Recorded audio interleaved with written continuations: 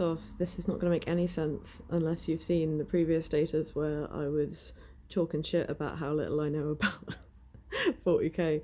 Some people asked for my recap of the events of the Astartes animation, and I'm going to recap it for you.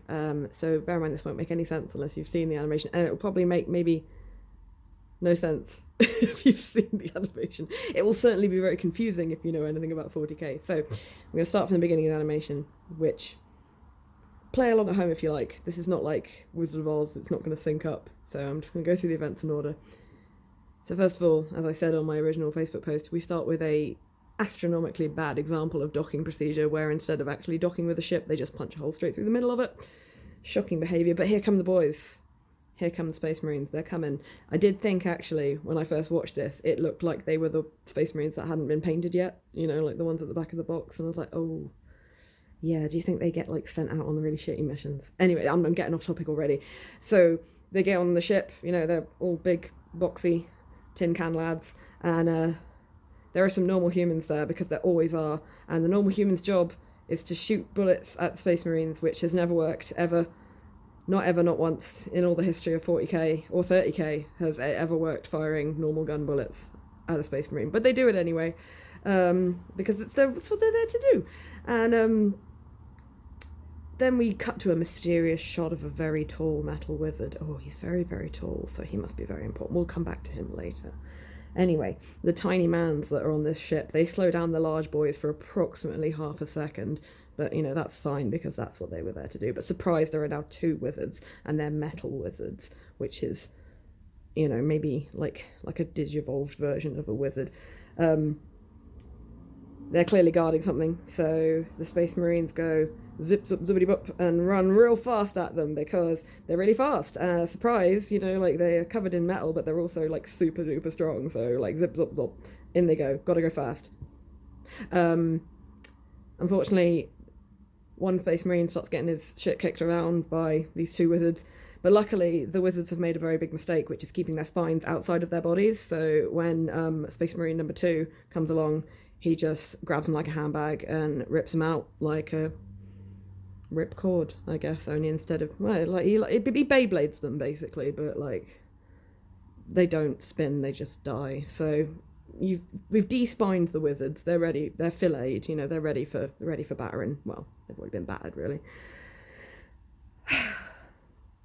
Anyway, so during this fight, the first Space Marine who was getting clobbered by these two metal wizards lights up one of his heads-up displays. And it flashes red, so I shall call him Robbie Red Eye going forward, so you'll know who I'm talking about. So then all the other Space Marines catch up with him and they go through this big gate, and it's really dark because apparently torches aren't something that Space Marines carry, not when they could have another gun instead. I feel like they'd add more fists as well, like they'd be like a Machamp, only they'd had like 4 arms and maybe 4 legs, 6 dicks or something, I don't know. So we go into the dark, and from the darkness, a round boy, a really spicy round boy.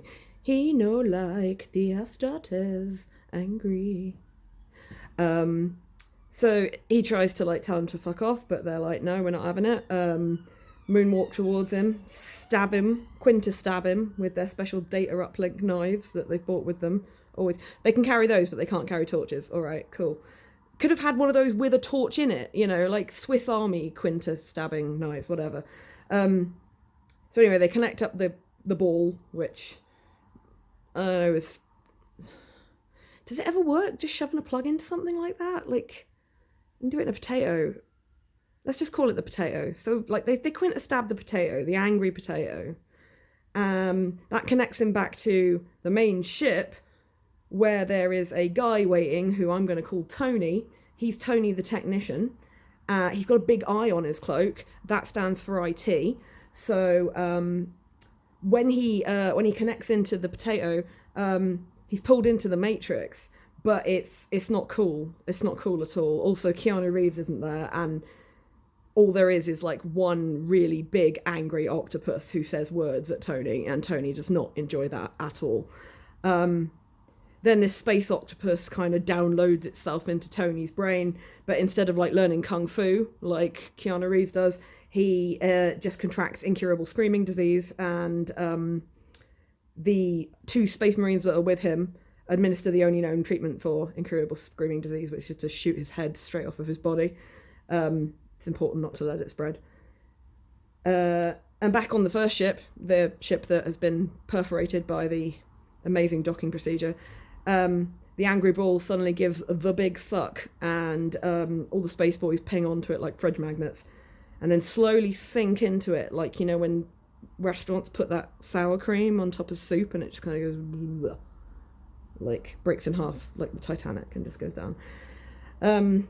Robbie Red Eye has turned off his red eye at this point. He is pulled into the ball, which apparently is a highway to space, or something worse than space, where he sees his mates for a second, but they all fly in different directions, like the beginning of Gundam Wing, where the Gundams are like pew and end up in different countries, or the beginning of Tsubasa Chronicle, where they're like, you want these feathers, wha-cha, and just send them all in different directions.